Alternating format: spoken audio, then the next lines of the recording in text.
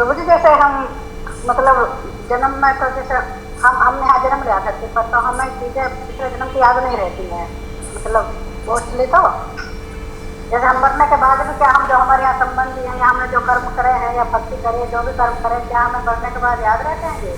चाहे हम किसी भी लोक में जाते हैं, नरक में जाते हैं या स्वर्ग में जाते हैं या किसी भी, तो हमेशा हमारे सगे संबंध क्या हमें मतलब याद रहते हैं ये चीजें? तो हमने अपने जीवन में जो कुछ भी किया, अच्छा या बुरा कार्य किया, भक्ति की, अब मरने के बाद दूसरा शरीर मिल गया तो क्या हमें वो याद रहते हैं? नहीं, हमें याद नहीं रहते। लेकिन याद रहे ना रहे उससे फ़र्क क्या पड़ता है? उससे फ़र्क नहीं पड़ता। भगवान कृष्ण भगवद गीता में कह रहे हैं, मत्ता स्मृति ज्ञानम अपोहनम चा, कि मुझसे स्मृति आती है अर्जुन, मुझसे स्मृति आती है, मुझसे ज्ञान आता है और मुझसे ही भूलने की शक्ति आती है। तो भगवान की कृपावश हम लोग भूल जाते हैं पूर्व जन्मों में हमने क्या किया था, हम कौन थे। लेकिन पूर्व जन्म के जो कर्म है उसका फल हमें यथावत हमें भुगतना ही पड़ता है। लेकिन पूर्व जन्म के कर्मों को याद करना, अपने पूर्व जन्म को याद रखना कोई महत्वपूर्ण बात नहीं है। महत्वपूर्ण बात यह है कि अब आप इससे बाहर कैसे निकलोगे। बाहर निकलना महत्वपूर्ण है।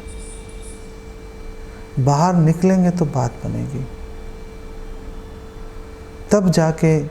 तब जाके हमारा जीवन सफल माना जाएगा।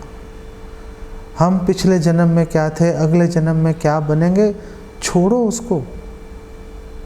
आज की बात करो, आज आपके हाथ में क्या है, आप क्या कर सकते हो।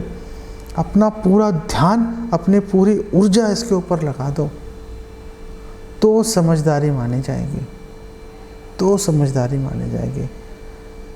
याद रखना कोई महत्वपूर्ण नहीं है, यद्यपि हमारे शास्त्रों में अनेक उदाहरण हैं। जैसे महाराज जड़ भरत हैं, भरत महाराज को जब उन्होंने शरीर छोड़ा और हिरण का शरीर मिला तो उनको याद था कि मैं पिछले जन्म में राजा भरत था और मुझसे ये गलतियाँ हो गई। ऐसे लोगों को जाति स्मर बोला जाता है।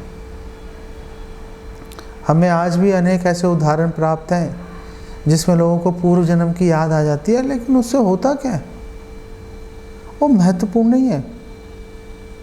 महत्वपूर्ण ये है कि हमें ये समझ लेना चाहिए कि हमने पहले असंख्य असीमित जन्म हमने व्यर्थ गवा दिए, लेकिन अब भगवान की दया से हमें भक्तों का संग मिल गया, अब इसको व्यर्थ नहीं गवाएंगे। ये बात महत्वपूर्ण है, इसी में समझदारी है।